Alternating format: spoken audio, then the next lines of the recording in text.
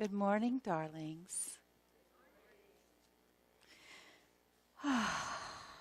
So, thank you for inviting me to share great joy with you today. It's my honor and my deep pleasure always to do so, and to find myself looking into this stunning field of beauty that is you. Sometimes life is what happens while you're busy making other plans. Of course, we all know that. And I was going to present to you a talk entitled Embracing Grace. Grace is a favorite topic of mine, part of which talks about gracefully adjusting when life has other plans. And perhaps to prove I really know what I'm talking about, life had other plans for me this week. My computer died, capturing grace in its midst, until which time, but not before today, I can recover and finish it on my delicious new computer, coming soon. So I hope to share that with you at another time. And also I want to thank Fawn for bringing the grace of Catherine into our midst today. So without further delay, what you're going to hear today is titled, Behold, the Genie in a Bottle, Your Wishes Are Granted. I know you just can't wait to hear about this genie, the genie in the bottle that grants your every wish, and no, not just 3, every single one. So in the words of Inigo Montoya, the illustrious Spaniard in the movie The Princess Bride, let me explain. No, there is too much. Let me sum up.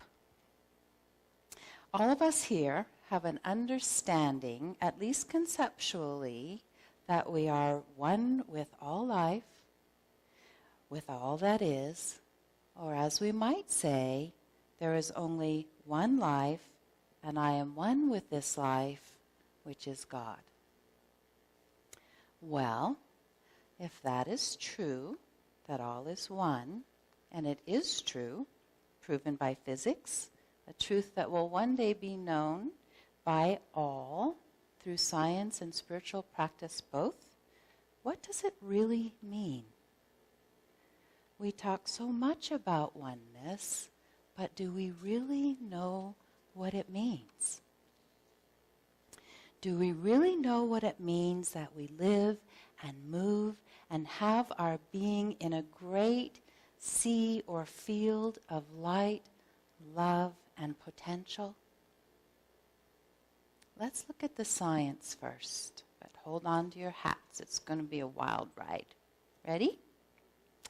Everything exists in the quantum field.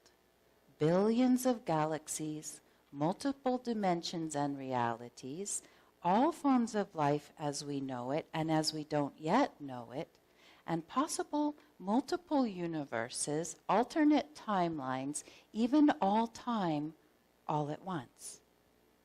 And all of it is an interconnected, interdependent, interrelated reality, co-creating that which arises and coalesces into matter, not outside of it, but all within the quantum field. It is a dynamic, living, unified field of invisible light and consciousness. And now for some spiritual perspective. First, a bit shared with us in an ancient Vedic Sanskrit. Humans are physical, spiritual beings in a meaningful and purposeful universe of unlimited cosmic consciousness. And from St. Catherine of Siena, and this is a long quote, so bear with it, Catherine of Siena. By the light of understanding within your light, I have tasted and seen your depth and the beauty of your creation. Then, when I consider myself in you, you have gifted me with power from yourself, and my understanding with your wisdom has given me a will, so I am able to love. You are the craftsman, and I, your handiwork, have come to know that you are in love with the beauty of what you have made. O deep sea, what more could you have given me than the gift of your very self? Truly this light is a sea. It distills, revealing hidden things. The soul has, as it were, a guarantee of what she believes. This water is a mirror in which you grant me knowledge. For when I look into this mirror, holding it in the hand of love, it shows me myself as your creation in you and you in me, through the union you have brought about of the Godhead with our humanity. So now, if you will, please close your eyes for a moment and bring your attention to your breath. As you listen to these words written by Ricky Byers-Beckwith in a beautiful song, remain fully aware of your breathing. The breath of God is breathing me, and resting in the breath of God, I know that all is well. The breath of God is breathing me, and resting in the breath of God, I know that all is well. As you open your eyes, consider this. You are being breathed. If you doubt it, just try to stop it. God, or if you prefer, Source, Creator, Spirit, Creative Intelligence, Universe, the Ultimate, is life itself breathing you. And this same life is in everything and is everywhere, and it's you. It permeates your cells, your molecules, your atoms, everything that is you, and everything that is everything else, and everything in between. You are focused God stuff.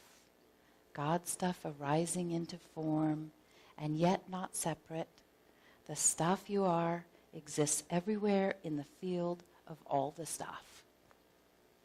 Does it make you dizzy? Rumi wrote, "You're not a drop of ocean. You are the entire ocean in a drop." Inconceivable to the human mind, it is at the same time a breathtaking contemplation.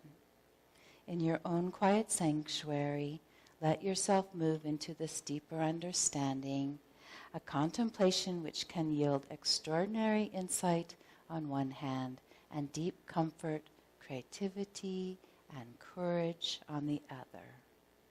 To know this reality, to know yourself as held in it, is a comfort we seek. Indeed, this is where the fruits of the Spirit come from.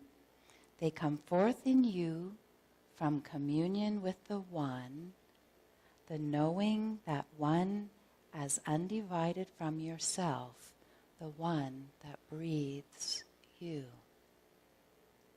And that same breath, that same nature is in everything, everywhere. Most of you probably know a word for the recognition of that truth, namaste. The divine in me greets or recognizes the divine in you. In your contemplations, seek to feel the deep, intense gratitude you can know for this life, for this being breathed. And contemplate your connection to Source as a connection to your own true self, your own capabilities, your own greatest yearnings, and the bringing forth the fruits of them. The Buddha said, you yourself, as much as anyone in the entire universe, deserve your love and affection. By holding the mirror in the hand of love, you see your true self. Beloveds, alongside our scientific breakthroughs occurring now that reflect mystic breakthroughs that have occurred throughout all time, there is a growing impulse to wake up, to abandon the lure of sleeping and forgetting, to bring wakefulness to our co-creating, to bridge the illusory gap and know who we truly are. This impulse is an evolutionary impetus of consciousness right now. So, how can we attend to and hasten this awakening? Let's ask the genie in the bottle. Who is the genie? Let me give you one little clue. The original title of this talk, I decided, gave away the punchline, so I changed it. The original title was, Behold, the Genie in the Bottle, Your Wish is Your Command. The genie in the bottle, beloveds, is you. You are the genie, and the proverbial bottle is also you, the embodied you. You are the bottle, and you are the genie. You are the genie in a bottle. And the genie that is you, is busily granting your wishes ever. So you might say that, what are these wishes she's talking about? I have plenty of wishes that haven't come true. Okay, good question. So how do we, in actuality, wish in a way that grants every one? How do we wish? Dearest ones, we wish by focusing our attention. We're doing it all the time. We're never not wishing and also fulfilling those wishes. Because we are one in and with the creative field, there is no action in it that's not creative. What we believe, by merit of our attention, we make true. We make these so-called truth the leading stories in our lives, and they become the habitual and frequent uprisings of thought that makes them seem most real and important. How? We selectively see. Selective seeing is focused seeing. We don't need to learn to do it. We don't need to strive and try. We are doing it already, all the time, on autopilot. And we can become aware of that which we are already doing. We can become awake to it and choose consciously and on purpose that which we will focus our seeing on. So be it unto you as you wish with your attention.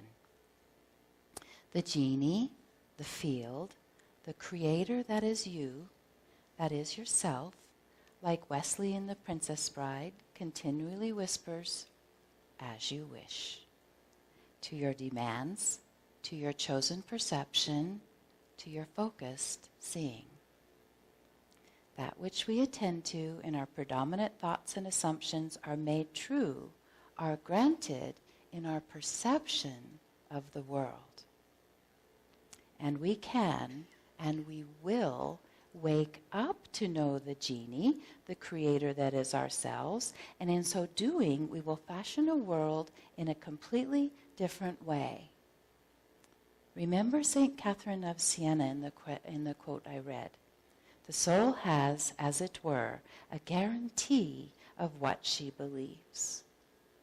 And speaking to the ultimate, she also wrote, you have gifted me with power from yourself. We have that power. No, we are that power, the power of creation, and we can use that power for good.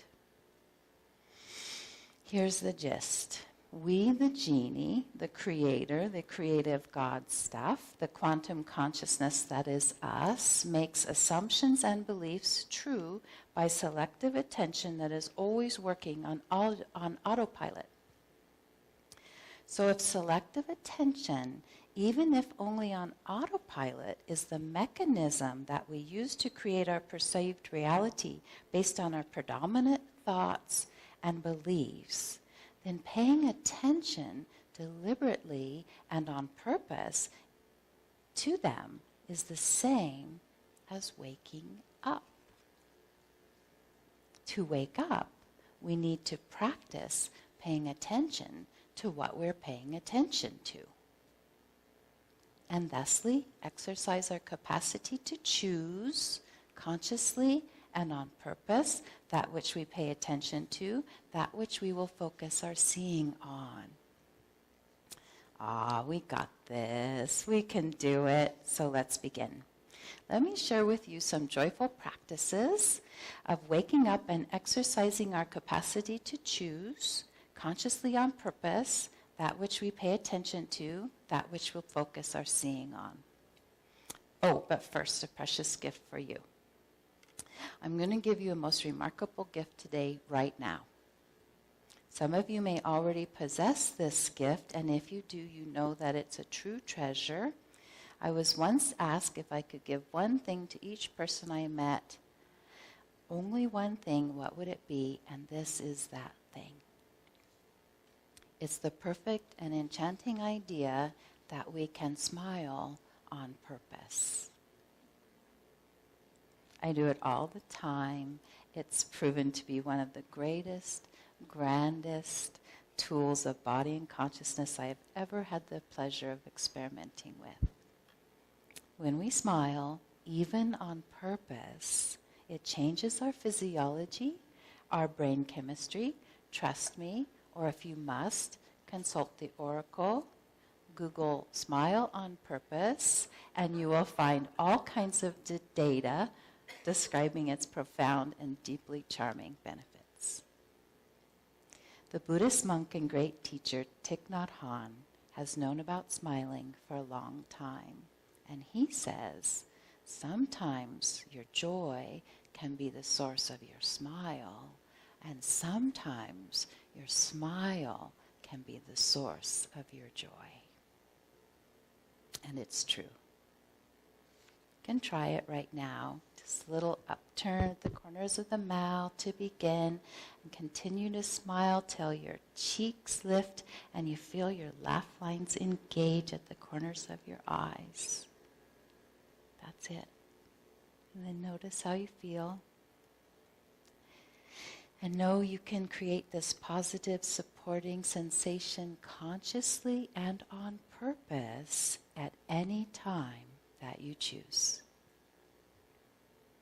I love to smile on purpose when I wake up in the morning, smile at the new day to set the tone. And I smile on purpose, of course, when I realize that I'm frowning or have tension in my face. And again, when I lay my head on my pillow at night. I love my pillow.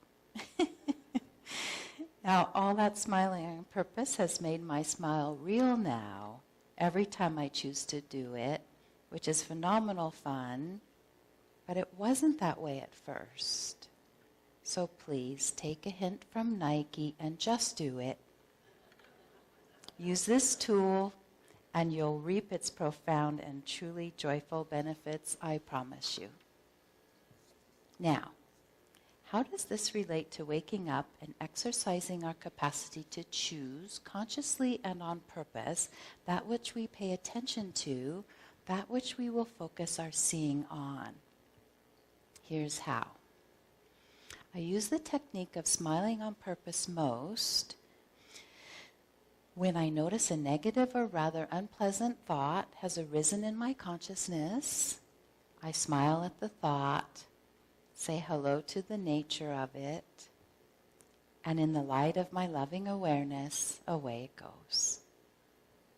In the gap created by my becoming the observer and not the thought, A new thought arises that matches my smile.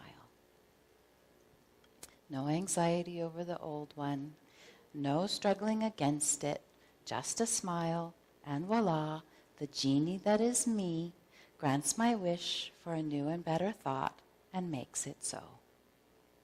Just as Byron Katie said, I don't let go of my thoughts. I meet them with understanding, and they let go of me. Another most rewarding practice in service to waking up and exercising our capacity to choose, consciously and on purpose, that which we pay attention to, is a clever little exercise called collecting likes. We are very, very good at collecting information that supports our basic assumptions, underlying beliefs, and ideas held as true. We are so good at it that we don't even have to try. It happens automatically. Our brains filter out everything that's not congruent. That's what we do on autopilot. So in the conscious effort to wake up and put our conscious selves in the driver's seat, we want to begin to notice these trends. One of them that we can notice is that we may be in the habit of collecting dislikes and complaints about people, places, and things, including ourselves. I know I often was, and sometimes still am until I catch it. But we can choose, consciously and on purpose, to collect likes instead. It's so much fun and so much more interesting in conversations. Being from the lush and green Pacific Northwest, living in the desert was hard for me for a very long time. Mostly because my autopilot reaction was to collect very many dislikes about it. So when people would ask me how I like Santa Fe, which is where I live, I shared an inventory of dislikes and complaints. That didn't make for very sporting conversation. Once I began collecting likes, all that changed. Conversations were allowed to become deeper. Rather than stuck on the level of inventories, they became lively and interesting, not just to the other person, but to myself as well. And not only conversations changed, my whole life changed here. And I'm not kidding, and it happened fast. Godspeed, I like to say. So to begin, anytime it occurs to you to do so, and especially when you catch yourself making lists of dislikes, stop. Smile on purpose at the silliness of it, and consciously and on purpose notice some things you like instead. That's it. That's the practice. And soon, very soon, because of your intention and attention, your greater habit will change, and this collecting likes on purpose will become a habit of noticing likes automatically. And you'll discover that there's so much to be happy about everywhere. And on the rarer occasion now that dislike thoughts arise, it happens. You can smile on purpose and say, okay, whatever, but I really like this or that and the other thing. It's great fun. It really, really is. Oh my goodness, my life changed fast and dramatically when I embraced this practice of collecting likes. So, let me share with you this life-changing insight. The question when it comes to thoughts, beliefs, impressions, and assumptions is not, is it true? Because if we entertain the thought, belief, impression, or assumption, such as, I don't like living in the Southwest, we energize it, we selectively see, we make it true. It is granted in our perception. We siphon and collect data that will corroborate that story. Our wish is our command. The soul has, as it were, a guarantee of what she believes. The important question when it comes to ideas about people, places, things, and ourselves is not, is it true? The important question is it helpful? Does it serve me in achieving the state of mind that I seek or that I prefer? Thinking that I don't like living in the Southwest when I do live in the Southwest is not helpful. I couldn't see what I liked through the lens of not liking. I couldn't be happy here, and I wasn't. But the Southwest didn't do it to me. I'm not a victim of desert reality. I did it to myself. I literally wished my unhappiness into being through selective attention. Philippians verses 4 and 5 reads, "Finally, brothers, whatever is noble, whatever is right, whatever is lovely, whatever is admirable, if anything is excellent or praiseworthy, think about such things." This is a great truth. For if we make foremost in our lives the objects of our attention, and we do, we make foremost in our lives the objects of our attention. So indeed we shall be delighted to think about such things. And we might as well, given a choice, you have gifted me with power from yourself and given me a will, which is choice, so I am able to love. So focus to the best of your ability in any given moment. Focus on what you want, not on what you don't, so that you may have what you want in your life, not what you don't want. Sometimes what we don't want shows up, but when we're focused in a lively way of collecting likes, we have the grace to move through those times. So collect likes and loves, write them down and read them every day until you get your habits of collecting dislikes turned around, and watch your life become filled with the joyous recognition of goodness and beauty, which is everywhere, which is God, which is heaven, which is delicious, which is you, which is your own true nature. Oh, and this just in, critically important awakening news flash, don't forget to collect likes instead of dislikes about other people. And collecting loves. Talk about using the power for good. Wow, wow, wow. Collecting loves. Suddenly you might find yourself in love with everything. Ah, good idea, since everything is God. Now I've used my co-creative Genie powers to fill my life with likes and loves, and they are truer than anything I have ever known. Honestly, I see them everywhere, and I'm filled with joy and peace and beauty and contentment, and it seems an absolute miracle compared to some of my previous states of seeing, being, and consciousness.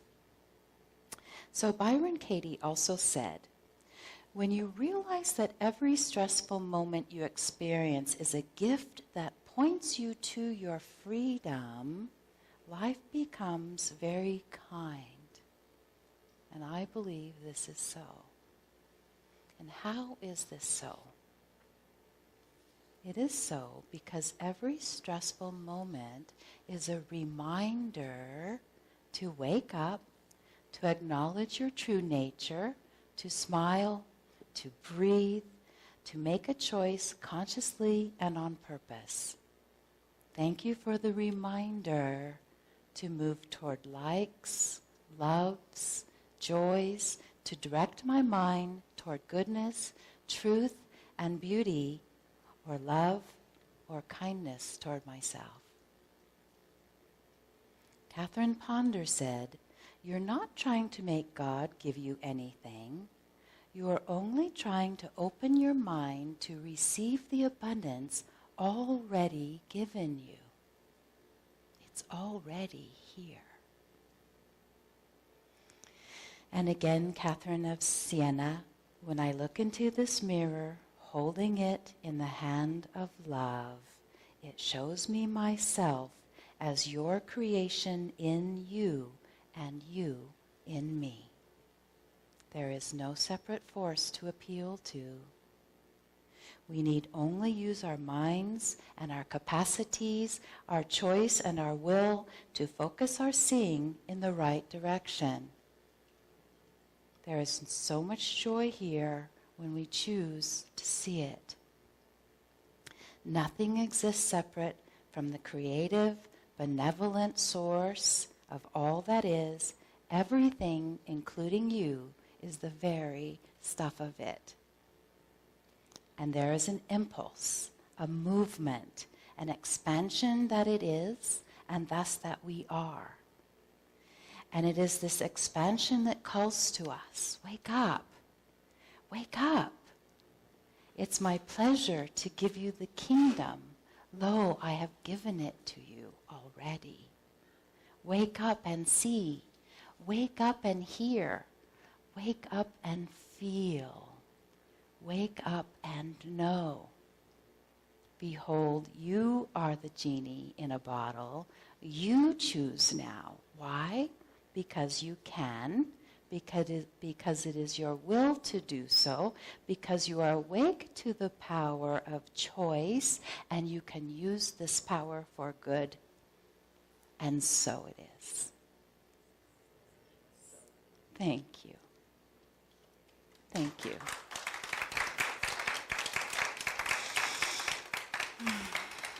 And now prayer. Dearest Father, Mother, God, all that is, we thank you. We thank you for our life and all life. We thank you for the incomprehensible glory of your creation, of which we are an undivided part. We thank you for every opportunity for choice and for your oh so spacious unconditional love in which we make those choices. May we use our power of choice for good to the best of our ability in any given moment, and may that ability continue to grow and expand deeper, wider, and more inclusive. Thus, may we open our eyes, our minds, and our hearts to unending goodness, truth, and beauty. And in so doing, may we find that which we seek, found in the knowing it is already here, it is already everywhere.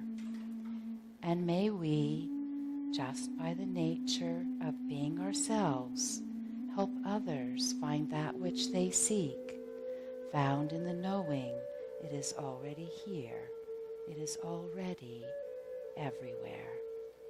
And so it is.